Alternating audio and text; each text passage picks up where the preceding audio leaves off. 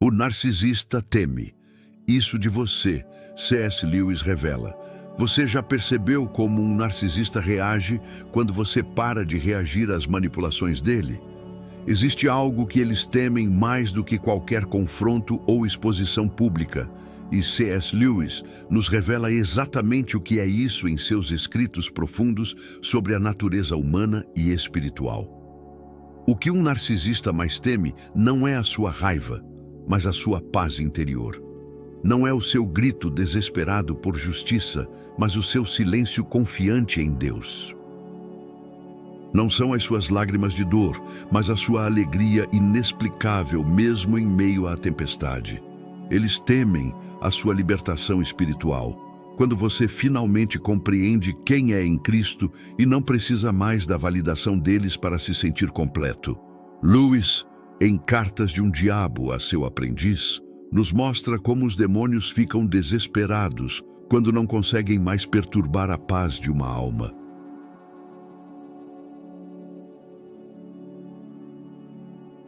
O personagem Fitafuso escreve angustiado ao seu pupilo sobre como é frustrante quando uma pessoa desenvolve aquela detestável confiança em Deus que os torna imunes às estratégias diabólicas mais elaboradas. Essa é exatamente a realidade que aterroriza um narcisista. Quando você desenvolve uma identidade tão sólida em Cristo que as palavras envenenadas deles simplesmente ricocheteiam em você como pedras atiradas contra uma fortaleza. Quando você para de dançar conforme a música deles, quando para de buscar aprovação, quando para de tentar provar seu valor, é aí que o verdadeiro pânico se instala no coração manipulador. O Salmo 27:1 declara: O Senhor é a minha luz e a minha salvação. De quem terei temor? O Senhor é a fortaleza da minha vida. De quem me assombrarei? Quando essa verdade se torna real em sua vida, quando essa confiança se torna genuína, o narcisista perde todo o poder sobre você. E eles sabem disso. Por que isso os apavora tanto? Porque toda a estratégia narcisística depende de uma coisa: manter você dependente emocionalmente deles. Eles precisam que você busque neles a aprovação, a validação, o amor próprio. Precisam que você acredite que sem eles você não é nada, que não consegue tomar decisões, que não merece ser amado por mais ninguém.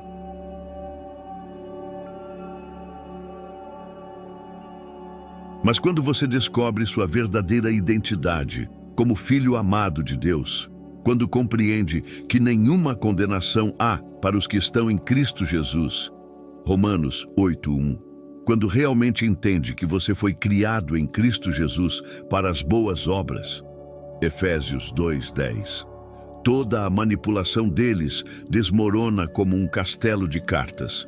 Lewis observou brilhantemente que o orgulho é essencialmente competitivo. O narcisista só se sente superior quando consegue fazer você se sentir inferior. Só se sente poderoso quando você se sente impotente. Só se sente no controle quando você está em desespero. Mas no momento em que você encontra sua fonte de valor em Deus, não há mais competição, porque você saiu do jogo deles completamente. Isso não significa que você se torna arrogante ou superior. Pelo contrário, significa que você encontra uma humildade verdadeira, aquela que Lewis definiu como não pensar menos de si mesmo, mas pensar menos em si mesmo. Você para de estar obcecado em provar seu valor porque já sabe qual é ele. Para de estar desesperado por amor porque já conhece o amor que nunca falha. É essa transformação silenciosa, essa mudança profunda de caráter, essa crescente semelhança com Cristo que faz o narcisista tremer, porque significa que eles perderam não apenas o controle sobre você, mas também perderam a fonte de alimento emocional que tanto precisavam. Você não está mais disponível para ser drenado, manipulado ou diminuído. Quando essa realidade espiritual começa a se manifestar em sua vida cotidiana, o narcisista experimenta algo que raramente sente: impotência genuína. E é exatamente assim que essa transformação se revela no mundo real, através de sinais que eles reconhecem imediatamente e que os deixam completamente desorientados. Primeiro, eles percebem que você parou de se justificar. Antes, cada acusação deles gerava horas de explicações desesperadas da sua parte. Você ficava noites inteiras tentando provar que não era egoísta, que não era ingrato, que não era tudo aquilo que eles diziam. Mas agora, quando eles lançam suas flechadas venenosas, você simplesmente responde: entendo que você veja assim. Ou, sinto que se sinta dessa forma. E segue em frente. Essa nova postura não surge de uma técnica aprendida, mas de uma convicção profunda. Como Davi, que mesmo sendo perseguido por Saul, não precisava provar sua inocência para todo mundo, ele sabia que Deus via seu coração. Em 1 Samuel 16:7, lemos: O Senhor não vê como vê o homem vê o exterior, porém o Senhor, o coração. Quando você realmente crê nisso, para de viver para a aprovação humana. Em segundo lugar, eles notam que você desenvolveu limites saudáveis sem precisar explicá-los. C.S. Lewis, em Mero Cristianismo, fala sobre como a verdadeira força não precisa se anunciar. Ela simplesmente é. Quando você diz não e não oferece uma lista de desculpas ou justificativas, quando você se retira de conversas tóxicas sem drama, quando você para de atender ligações manipuladoras sem se sentir culpado, isso os deixa completamente perdidos. O narcisista estava acostumado com suas reações previsíveis: culpa, medo, raiva, desespero. Essas emoções eram as cordas que eles puxavam para fazer você dançar. Mas agora você responde com algo que eles não conseguem manipular: serenidade baseada na fé. Como está escrito em Isaías 26:3, Tu conservarás em perfeita paz aquele cujo propósito está firme, porque confia em ti. A terceira manifestação que os aterroriza é quando você para de tentar salvá-los ou mudá-los. Antes, você vivia na esperança de que se amasse o suficiente, se sacrificasse o suficiente, se fosse paciente o suficiente, eles finalmente mudariam. Gastava energia emocional tentando mostrar-lhes o amor de Cristo através do seu sofrimento. Mas agora, você compreendeu uma verdade libertadora que Jesus mesmo ensinou: Não deis aos cães as coisas santas, nem deiteis aos porcos as vossas pérolas. Mateus 7:6. Isso não significa que você se tornou cruel. Significa que aprendeu a diferença entre amor verdadeiro e dependência emocional. Lewis escreveu que amar verdadeiramente alguém é desejar o bem dessa pessoa, mesmo que isso signifique perdê-la. Quando você para de tentar controlar as escolhas do narcisista, quando para de se sentir responsável pelas consequências das ações dele, quando compreende que algumas pessoas só aprendem através das consequências naturais de seus atos, eles percebem que perderam o poder de fazer você ser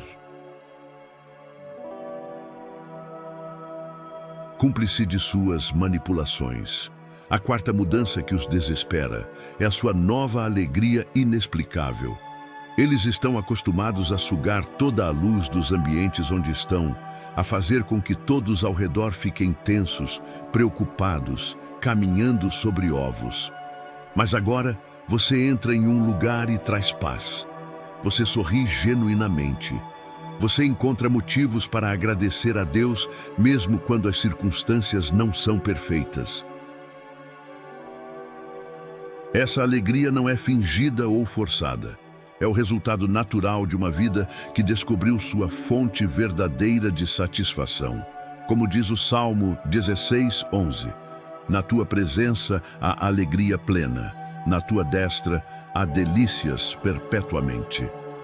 Quando o narcisista vê que não consegue mais roubar sua paz, que você não está mais à mercê dos humores dele, que sua felicidade não depende mais do comportamento dele, é como se todo o sistema de controle deles entrasse em colapso. Por último, eles temem sua crescente indiferença às opiniões deles. Não uma indiferença cruel ou revanchista, mas aquela que surge naturalmente quando você encontra sua identidade verdadeira. Quando eles tentam diminuí-lo e você não se abala. Quando eles tentam provocar ciúmes e você nem nota. Quando eles tentam fazer você se sentir culpado e você genuinamente não se sente. Essa indiferença nasce de uma compreensão profunda de quem você é em Cristo.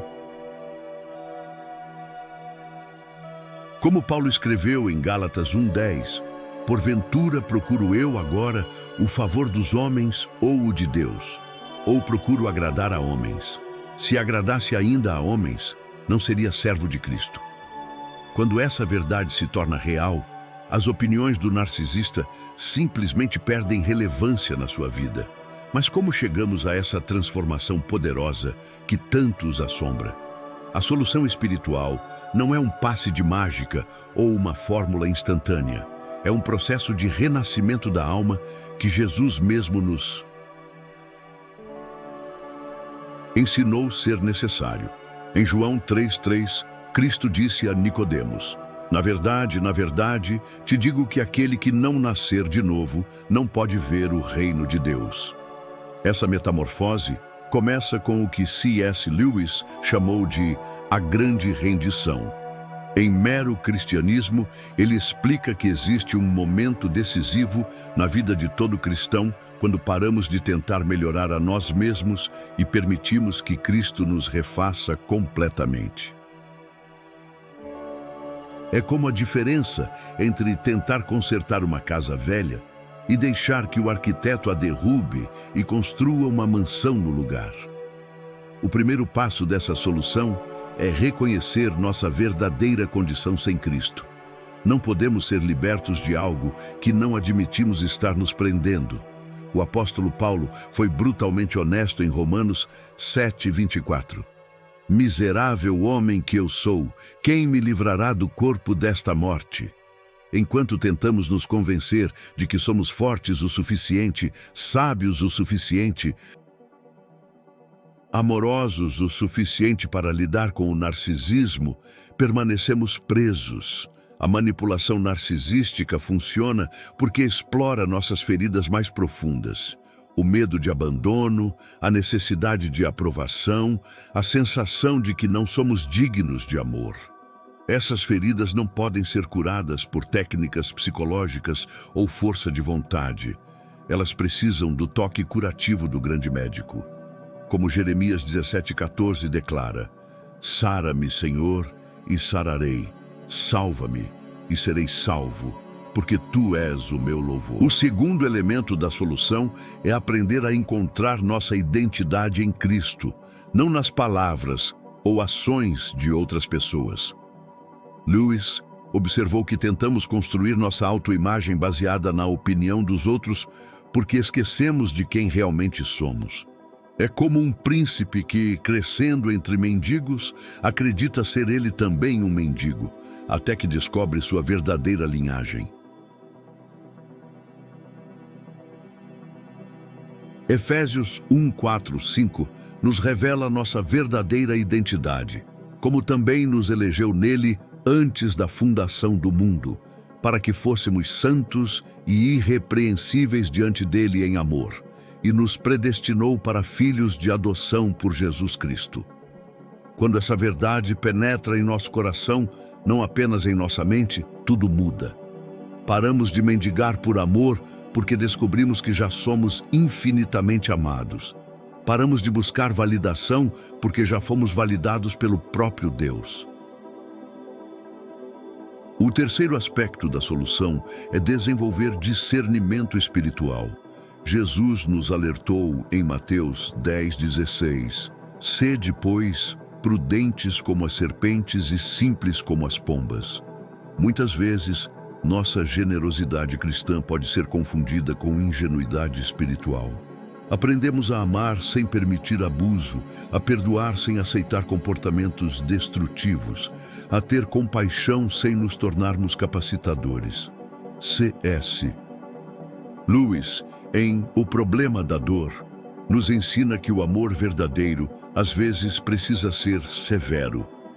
Deus nos ama demais para nos deixar permanecer em situações que destroem nossa alma. Quando permitimos que alguém continue nos maltratando, não estamos sendo amorosos, estamos sendo cúmplices de um sistema que prejudica tanto a nós quanto a eles. O quarto componente da solução é aprender a orar com poder e autoridade. Não orações suplicantes e desesperadas, mas orações baseadas na nossa posição como filhos de Deus. 1 João 5, 14 e 15 nos garante: e esta é a confiança que temos nele, que se pedirmos alguma coisa, segundo a sua vontade, ele nos ouve. E se sabemos que nos ouve em tudo o que pedimos, sabemos que alcançamos as petições que lhe fizemos. Quando oramos por proteção, por sabedoria, por força para estabelecer limites saudáveis, por discernimento para reconhecer manipulação, essas orações estão totalmente alinhadas com a vontade de Deus. Ele não quer que sejamos pisoteados ou destruídos emocionalmente. Como está escrito em 3 João 1:2. Amado, desejo que te vá bem em todas as coisas e que tenhas saúde, assim como bem vai a tua alma. O quinto elemento essencial é cercar-se de comunidade cristã saudável. Lewis sempre enfatizou que não existem cristãos solitários, fomos criados para viver em comunhão. Hebreus 10:25 nos exorta, não deixando a nossa congregação, como é costume de alguns. Quando estamos sendo manipulados, precisamos de pessoas que nos lembrem da verdade sobre quem somos em Cristo. Uma comunidade saudável não minimiza o abuso, nem nos encoraja a aguentar mais um pouco. Uma comunidade verdadeiramente cristã nos ajuda a discernir entre amor genuíno e manipulação disfarçada de amor. Nos dá força para fazer as escolhas difíceis que honram a Deus e protegem nossa alma. Por fim, a solução inclui desenvolver uma vida de adoração constante.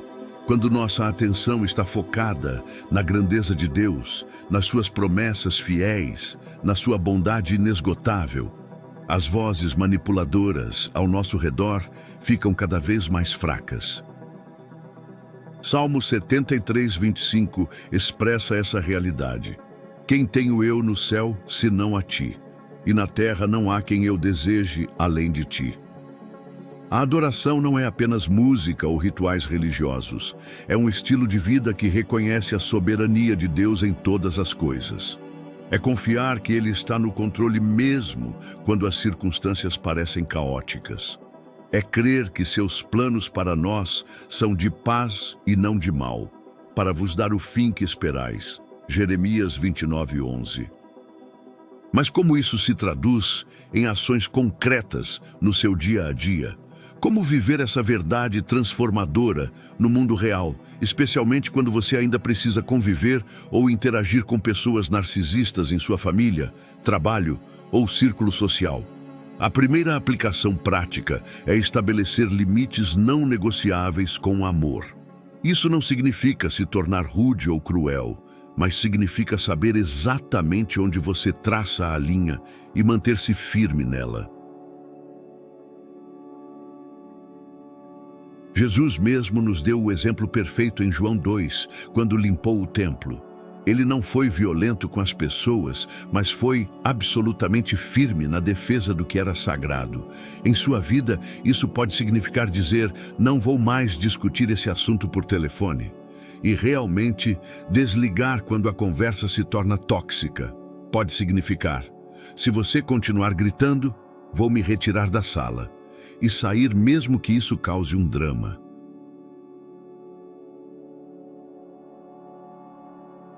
Pode significar: não aceito ser falado dessa forma, e manter essa posição independentemente das consequências emocionais que o narcisista tente gerar. Lembre-se do que Paulo escreveu em 1 Coríntios 6, 19 e 20. Ou não sabeis que o nosso corpo é o templo do Espírito Santo, que habita em vós, proveniente de Deus, e que não sois de vós mesmos? Porque fostes comprados por bom preço. Glorificai, pois, a Deus no vosso corpo.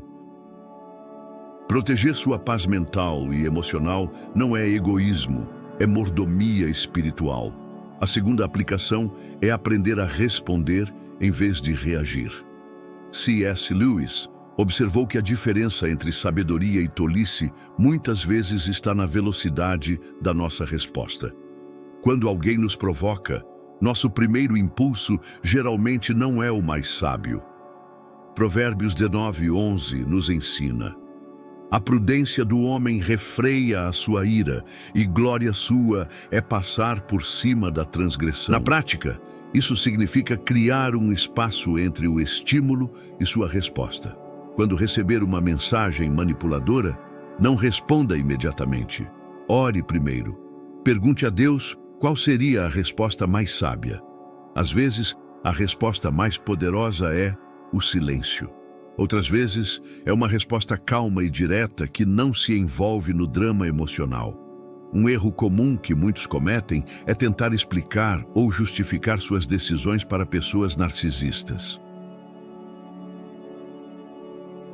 Eles usam suas explicações como munição para mais manipulação. Se você decide não ir a um evento familiar, não precisa dar uma lista de razões. Não poderei estar presente é uma resposta completa. Se eles insistem em saber por quê, você pode simplesmente repetir: como disse, não poderei estar presente. A terceira aplicação prática é desenvolver uma rede de apoio espiritual forte. Isaías 41:10 nos promete: não temas, porque eu sou contigo, não te assombres, porque eu sou teu Deus. Eu te fortaleço e te ajudo e te sustento com a destra da minha justiça. Mas Deus frequentemente cumpre essa promessa através de outras pessoas que Ele coloca em nossas vidas. Procure mentores espirituais maduros que possam oferecer perspectiva bíblica sobre suas situações. Participe de grupos de apoio cristãos, onde pessoas que passaram por experiências similares podem compartilhar sabedoria prática. Construa amizades com pessoas que conhecem seu verdadeiro caráter e podem lembrá-la de quem você é quando as vozes manipuladoras tentam convencê-la do contrário. Lewis enfatizava a importância da amizade verdadeira como um reflexo do amor de Deus. Amigos verdadeiros não minimizam seu sofrimento, nem pressionam você a perdoar e esquecer prematuramente. Eles ficam ao seu lado, enquanto você aprende a navegar essas águas difíceis com sabedoria bíblica. A quarta aplicação é manter uma vida devocional consistente, especialmente quando as coisas ficam difíceis. Daniel 6:10 nos conta que mesmo quando sua vida estava em perigo por causa de suas convicções, Daniel continuava ajoelhado 3 vezes por dia, orando e dando graças diante do seu Deus, como costumava fazer. Sua vida devocional é seu combustível espiritual. É onde você recebe força para fazer as escolhas difíceis, sabedoria para discernir situações complexas e paz para permanecer calmo em meio ao caos. Quando as pessoas ao seu redor estão tentando confundi-la ou manipulá-la, é na presença de Deus que você encontra clareza. Por último, pratique a gratidão como arma espiritual. 1 Tessalonicenses 5:18 nos instrui: em tudo dai graças, porque esta é a vontade de Deus em Cristo Jesus para convosco. Pode parecer contraditório agradecer quando você está passando por situações difíceis, mas a gratidão tem o poder de mudar sua perspectiva e, consequentemente, sua realidade emocional. Quando você consegue agradecer a Deus pelas lições que está aprendendo, pela força que está desenvolvendo, pelas pessoas genuínas que Ele está trazendo para a sua vida, você se torna imune à negatividade que os narcisistas tentam injetar em seu ambiente. Eles não conseguem drenar alguém que está constantemente sendo reabastecido pela alegria do Senhor. E agora chegamos ao ponto mais belo dessa jornada de libertação, a transformação completa que Deus opera em você. O que começou como uma luta desesperada por sobrevivência emocional se torna uma vitória gloriosa que não apenas liberta você, mas também se torna um testemunho poderoso para outros que ainda estão presos nas mesmas correntes que um dia te aprisionaram. Lewis, em As Crônicas de Nárnia, nos presenteia com a imagem perfeita dessa transformação através da personagem Edmundo. Ele começa como um menino egoísta, manipulado pela feiticeira branca, traindo até mesmo seus próprios irmãos. Mas quando experimenta o amor redentor de Aslan, torna-se um dos reis mais sábios e justos de Nárnia. Sua experiência com as trevas o torna particularmente sensível para ajudar outros que estão sendo enganados. Da mesma forma, sua jornada através do vale sombrio do abuso narcisístico não foi em vão. 2 Coríntios 1, 3, 4. Nos revela o propósito divino por trás de nossos sofrimentos. Bendito seja o Deus e Pai de nosso Senhor Jesus Cristo, o Pai das misericórdias e o Deus de toda consolação, que nos consola em toda a nossa tribulação, para que também possamos consolar os que estiverem em alguma tribulação. Hoje, quando você olha para trás e vê de onde Deus te tirou, não é apenas com alívio, é com profunda gratidão por cada lição aprendida, cada força desenvolvida, cada camada de sabedoria que foi sendo tecida em sua alma. Você descobriu que é possível amar sem se permitir ser destruído. Aprendeu que perdoar não significa aceitar comportamentos inaceitáveis. Compreendeu que Deus te ama demais para deixar que permaneça em situações que destroem sua alma. O narcisista que um dia te aterrorizava agora desperta em você apenas compaixão e oração. Não porque você se tornou superior, mas porque compreendeu que quem machuca os outros está, na verdade, revelando sua própria ferida interna. Como Lewis escreveu, a crueldade vem da dureza de coração, mas a dureza de coração geralmente vem de feridas não curadas. Você ora por eles não porque merecem, mas porque Cristo merece que seus filhos sejam intercessores. Você estabelece limites não por vingança, mas por sabedoria. Você se protege não por medo, mas por responsabilidade de cuidar do templo que Deus lhe confiou. E a maior vitória de todas, você não precisa mais provar nada para ninguém. Sua identidade está selada em Cristo. Seu valor foi estabelecido no Calvário. Sua dignidade foi declarada pelo próprio Deus quando ele disse: Eis que nas palmas das minhas mãos te tenho gravado. Isaías 49, 16. Agora você caminha com uma autoridade silenciosa que vem de quem conhece profundamente o amor de Deus. Você não precisa mais mendigar por atenção, suplicar por aprovação ou se contentar com migalhas de afeto. Você sabe que é profundamente amado pelo Rei dos Reis, e isso muda absolutamente tudo. Vamos fazer juntos uma breve oração. Pai Celestial, obrigado por cada pessoa que chegou até aqui, por cada coração que está sendo tocado pela sua verdade libertadora. Senhor, Sabemos que não é fácil sair de relacionamentos tóxicos, não é simples estabelecer limites, não é natural para nós nos amarmos da forma como tu nos amas, mas cremos no seu poder transformador.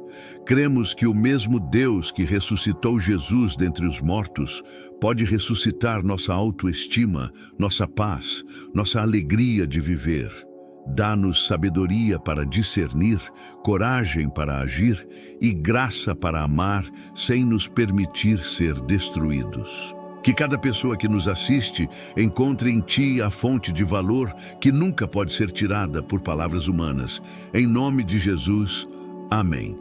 A sua história não termina com vitimização, ela termina com vitória. Não com amargura, mas com sabedoria. Não com medo, mas com fé inabalável. Você se tornou exatamente aquilo que o narcisista mais teme, uma pessoa livre, completa em Cristo, irradiando a paz que excede todo o entendimento.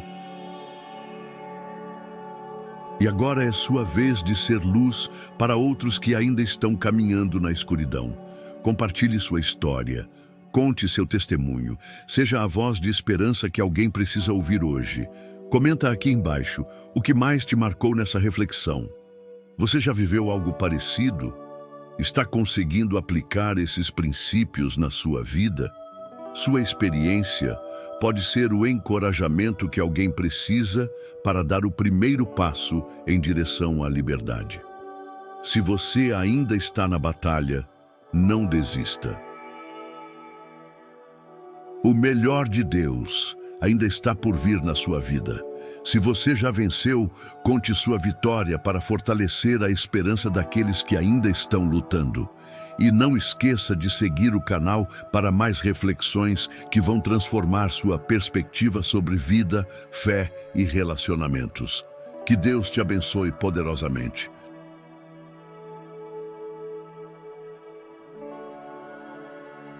O melhor ainda está por vir. Adeus e até a próxima reflexão de Lewis.